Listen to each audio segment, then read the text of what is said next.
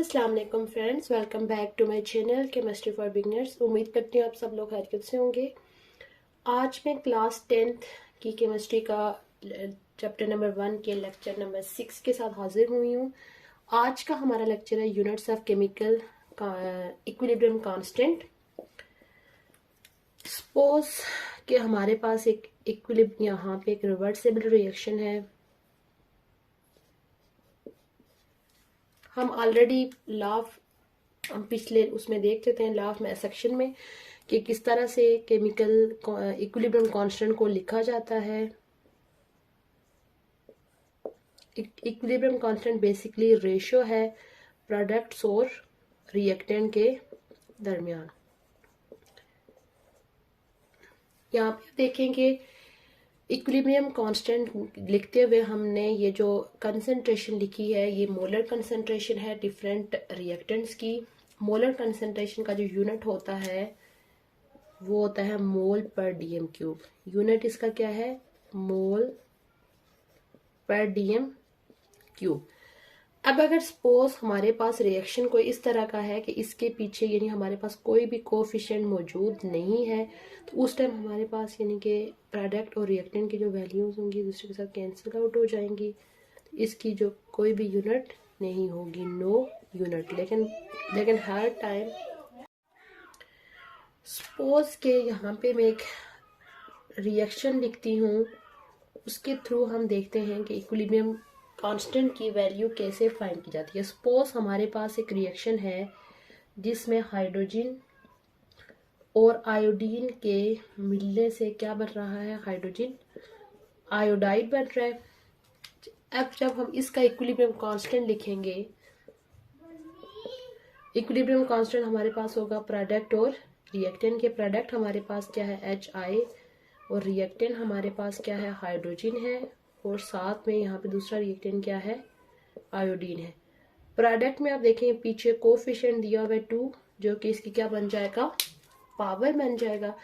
अब हम ये यानी कि जितने भी हमने रिएक्टेंट और प्रोडक्ट लिखे उनकी जगह उनकी यूनिट लिखेंगे मोल पर डीएम क्यूब। तो ये हम जब लिखेंगे मोल पर डीएम क्यूब, इसके ऊपर क्या हमारे पास? स्क्वायर है। अब इनकी भी हम अपनी यूनिट लिखेंगे मोल पर डीएम क्यूब, दूसरे की भी यूनिट लिखेंगे मोल पर डीएम क्यूब। अब यानी कि ये जो है ये स्क्वायर के साथ जब मल्टीप्लाई हो जाएगा तो ये हमारे पास वैल्यू आ जाएगी, मोल का भी स्क्वायर हो जाएगा और डीएम क्या हो जाएगा? 6। इसी तरह यहाँ भी ये भी आपस में मल्टीप्लाई होने के बाद मोल 2 और डीएम की क्या हो जाएगा? 6। अब आप देखें हमारे पास न्यूमरेटर और डिनोमिनेटर में दोनों चीजें आपस में क्या है? इक्वल है। मोल मोल के साथ कट जाएगा और ये इसके साथ कट जाएगा। तो इस केस में हमारे पास केसी की यूनिट क्या होगी? कोई भी यूनिट नहीं होगी। यानी कि जब हमारे पास कोफिशिएंट मौजूद होंगे या बाज़ औक़ात कोफिशिएंट होते ही नहीं है तो हमारे पास यूनिट इस तरह का होगा। लेकिन हमारे पास कुछ कंडीशन ऐसी भी होती हैं जहाँ पे ये सारी चीज़ें आपस में कटती नहीं है। हम इस टाइप का भी एक रिएक्शन देख लेते हैं। सपोज हमारे पास ये रिएक्शन है, इसका जब हम इक्विलिब्रियम कांस्टेंट लिखते हैं तो वो इक्वल होगा प्रोडक्ट और रिएक्टेंट के।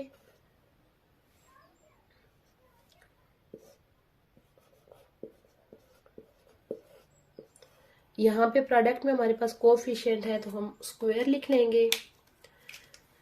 जब यहाँ पे इसकी हम वैल्यू लिखेंगे Kc इज इक्वल टू मोल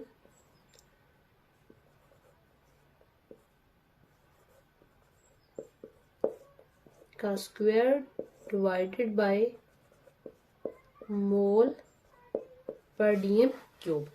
ये स्क्वायर ऊपर जाके मल्टीप्लाई हो जाएगा तो ये हो जाएगा मोल स्क्वायर डीएम माइनस 6 मोल डीएम माइनस 3। अब इस केस में आप देखें एक मोल और एक मोल आपस में कट जाएंगे, इस तरह डीएम माइनस 3 और डीएम माइनस 3 कटेगा। पीछे हमारे पास क्या बचेगा, के सी इज इक्वल टू एक हमारे पास मोल बच जाएगा और डीएम पर डीएम क्यूब। ये हमारे पास इस केस में केसी की यूनिट हो गई, यानी कि केसी की जो यूनिट है वो डिपेंड करेगी कि हमारे पास कौन कौन से कोफिशिएंट मौजूद हैं।